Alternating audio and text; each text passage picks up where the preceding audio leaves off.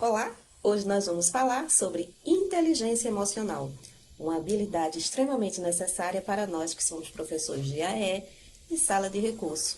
Se você ainda não me conhece, eu sou a professora Daisy, esse é o Papo de AE. Se você não é inscrito, se inscreve aqui no canal para ficar recebendo mais novidades. E fica aqui comigo. É muito comum nós lidarmos com demandas diversas na sala de AE, tanto em relação aos alunos, quanto em relação aos próprios pais, que nem sempre são fáceis de lidar ou colaborativos. Muitas vezes a nossa demanda de alunos vai incluir alunos agressivos, alunos não medicados, alunos que partem para agressão física, né? Entre outras situações, como crianças que não têm nenhuma autorregulação, criança que, por exemplo, pode tirar a roupa em qualquer lugar, pode tentar fazer suas necessidades e até às vezes fazer em qualquer lugar que não seja o local correto, como banheiro, por exemplo. Então, há várias situações específicas do nosso tratar com o nosso aluno de educação especial. Então, essas demandas, elas chegam para nós e como nós vamos fazer para lidar com todas elas? Então, lidar com essas questões no nosso dia a dia de AE é muito comum.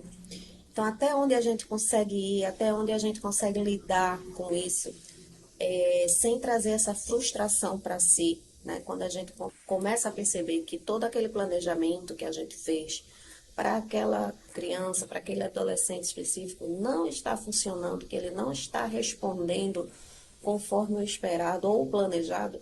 Então, como é que a gente vai mudar o foco, tanto do comportamento dele, ou das necessidades que ele precisa alcançar, ou daquela situação naquele momento em si em que ele está descompensado, como é que a gente pode mudar o foco disso, né? E tentar realinhar o nosso caminho, o nosso fazer pedagógico. Isso é muito importante.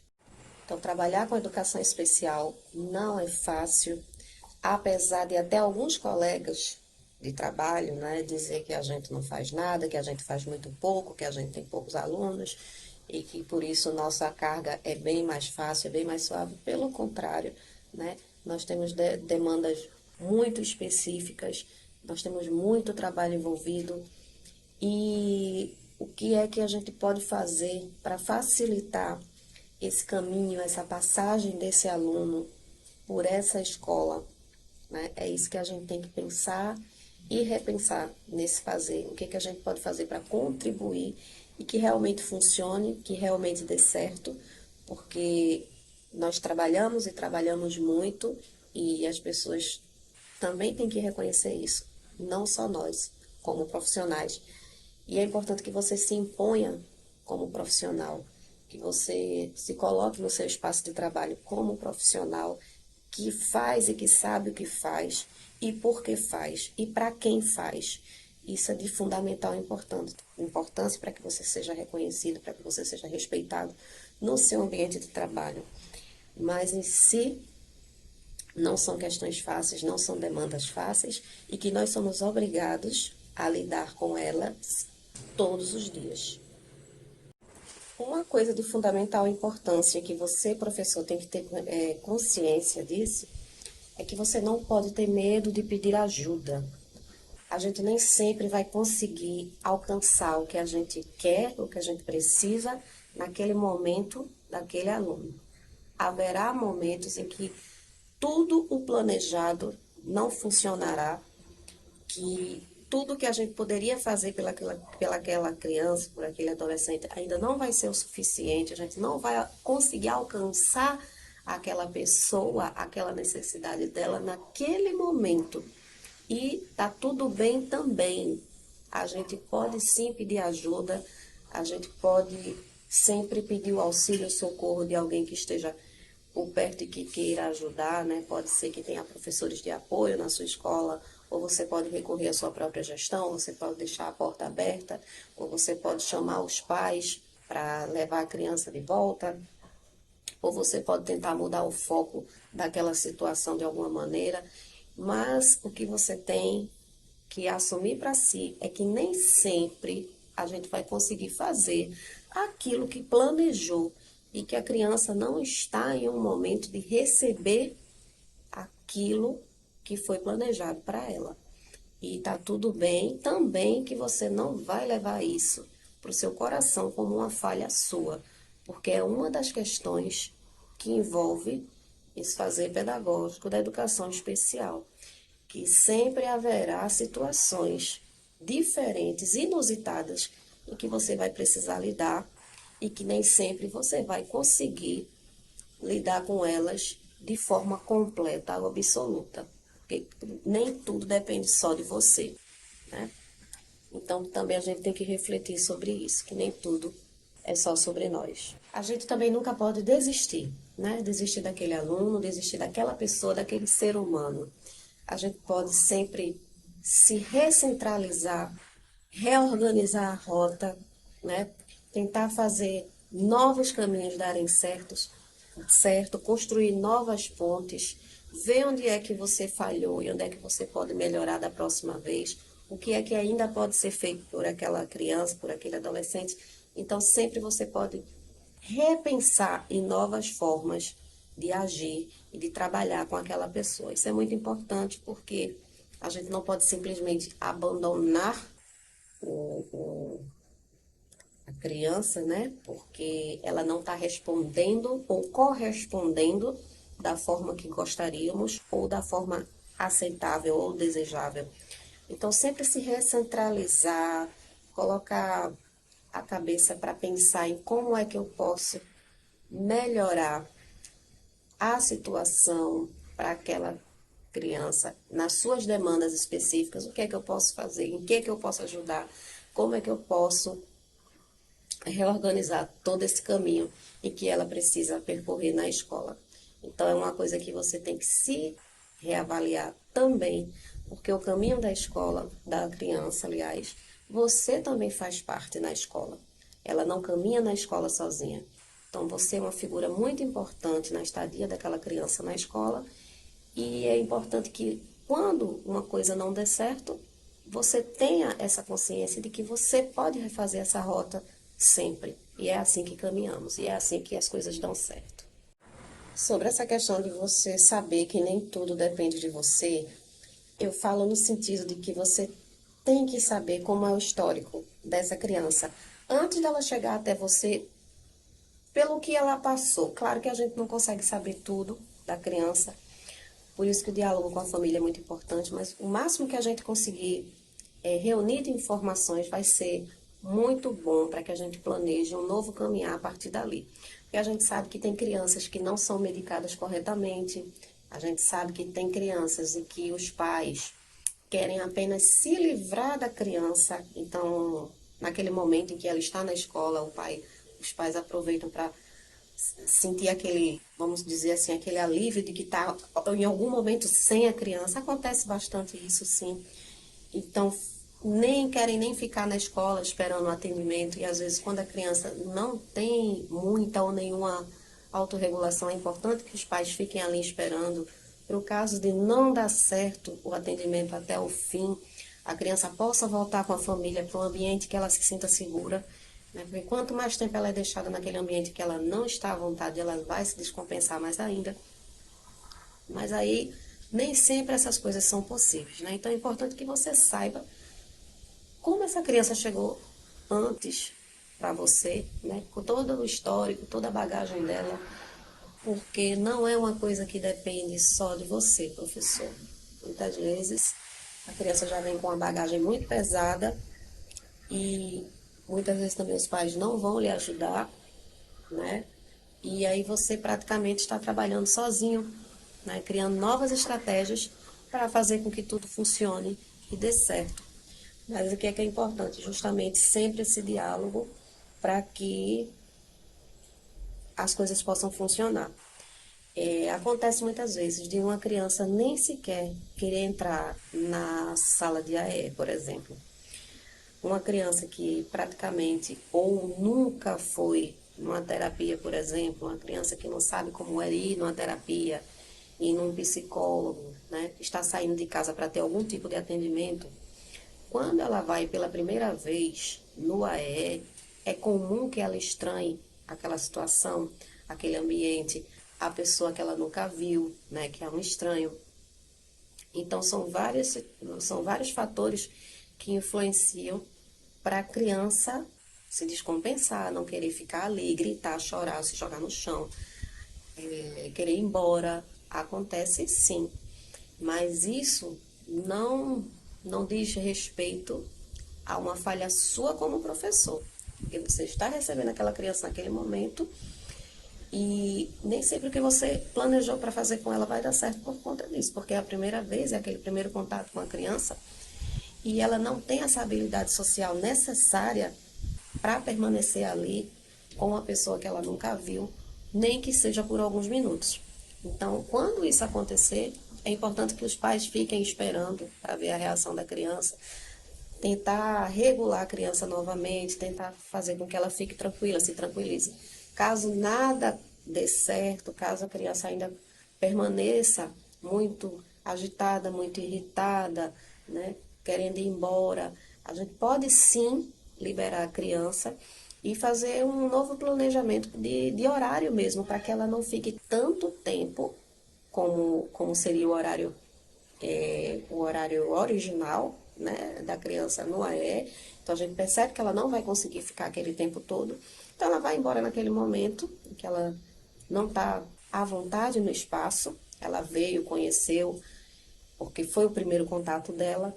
E aí ela pode voltar no próximo atendimento e tentar ficar mais alguns minutos. E assim a gente vai aumentando gradualmente o tempo da criança na escola. Não é preciso que de primeira vez a criança, se ela não quiser ficar no AE, ela seja obrigada a ficar na sala de recurso.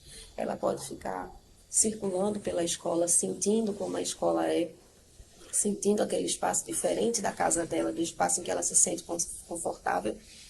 E depois aquilo ali vai tomando uma perspectiva maior, até que a criança se sinta mais à vontade de chegar até a porta do AE. Você pode oferecer vários recursos a ela para ver se chama a atenção dela, né? Até ela conseguir entrar na sala de AE, até ela conseguir se sentar. Muitas crianças nem se sentam. Então, assim, são vários níveis, né, de necessidade que cada criança vai ter. Então, você vai avaliar o seu próprio aluno e definir como trabalhar da melhor forma com ele, sem que você se sinta, né, culpado pelaquilo que você planejou. Talvez você não esteja conseguindo fazer naquele momento, mas de acordo com a demanda específica naquele momento, o que você fez pode ter sido o suficiente para aquele momento. E em outro momento, você utiliza uma nova estratégia. E trabalhar com a educação especial é isso, é sempre desafiador, é sempre um desafio, é sempre um novo processo, cada dia, nunca um dia é igual ao outro. E nem sempre você vai conseguir executar tudo aquilo que você planejou. E não se frustre por causa disso, porque não há receita de bolo pronta, né? Se houvesse, seria muito bom, mas não há, porque cada aluno tem a sua necessidade específica, a sua demanda específica. E cada aluno é muito único, né? No seu fazer, no seu se apresentar. E a gente tem que acompanhá-lo nas suas peculiaridades, nas suas necessidades. Então, é isso que a educação especial faz, é isso que nós, como professores de AE, fazemos. Nós sempre estamos fazendo um refazer do nosso próprio fazer, sempre pensando nisso, em como podemos melhorar. Então, professor, o que é que você vai fazer com as suas frustrações, né, com as suas decepções em relação a si mesmo, em relação ao outro? Que tipo de combustível você vai estar transformando aí as suas frustrações? Que é normal de acontecer, né, porque sempre estamos lidando com situações diferentes, inusitadas, e é muito comum, sim, mas o que vamos fazer a partir disso, né? A gente pode se frustrar, obviamente, sim, faz parte do serviço, faz parte do trabalho, mas isso não pode nos estagnar, não pode nos deixar paralisados a ponto de não acharmos que é possível tentar novos caminhos, novas estratégias. Sempre é possível, sim, tentar refazer o seu fazer de novas formas. Então, a palavra de ordem é se reinventar, né? Quando a gente se reinventa, a gente descobre que pode alcançar lugares que antes a gente nem imaginava que poderia chegar até ali. E pensar nesses processos como que sempre vai haver as possibilidades de frustração pelo caminho. A gente sempre planeja de uma forma e nem sempre consegue executar daquela forma que foi planejado. E nem sempre é por sua culpa ou que queira dizer algo sobre você. Às vezes a criança não está sendo medicada corretamente, às vezes o lar que a criança convive com os adultos da vida dela é um lar conturbado, né? Às vezes a criança está passando por uma série de traumas que ela não consegue falar, que ela não consegue expressar. Então, são muitas situações que podem estar acontecendo na vida da criança. Pode ser que uma criança que nunca foi numa terapia, não sabe como é estar interagindo com outras pessoas. Então, há várias questões que envolvem aquele comportamento naquele momento da criança e que não diz nada sobre o seu fazer pedagógico, não diz nada sobre você, professor, sobre o seu trabalho. Não é nada sobre você, é sobre a criança e como ela chegou até ali. Então, as frustrações elas podem surgir, obviamente, mas são coisas que vão muito além do que a gente poderia ter planejado, do que a gente poderia esperar. E às vezes a criança chega muito crua para você, né? Chega realmente muito crua.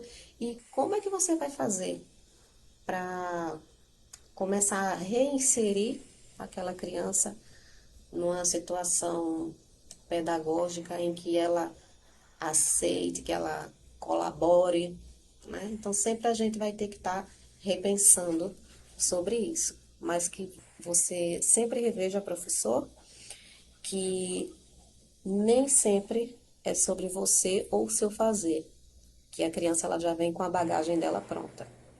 O importante é que você, professor, sempre esteja disposto a ajudar aquela criança, ajudar a família, né? Porque são elos que não se desfazem, estão sempre unidos. Então, ajudar não só a criança, mas aquela família, procurar saber se a criança passou por alguma situação estressante naquela semana, se ela mudou alguma coisa na rotina dela.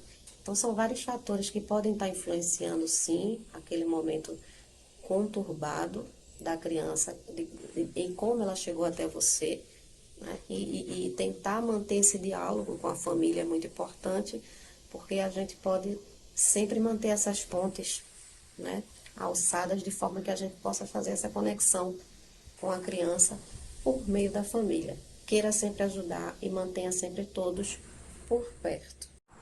E ainda assim, se tudo falhar, se nada der certo, você não traga para si, para o seu coração, essa culpa de que era responsabilidade sua que tivesse dado certo, que é a sua obrigação lidar com a criança na educação especial, na sala de recursos, não é? Então, se não deu certo, foi sua culpa. Não, porque às vezes o caminho ele não vai dar certo mesmo, até que a gente realinhe aquela rota. E você tem que saber o momento de parar e dizer: aqui não está funcionando, eu vou ter que fazer de outra forma.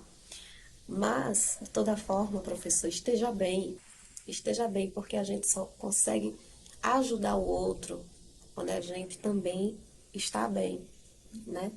Então, estar bem é fundamental, lembrando, como eu sempre digo, que você sempre fará diferença na vida de alguém. Você não vai conseguir fazer essa diferença se você não estiver bem.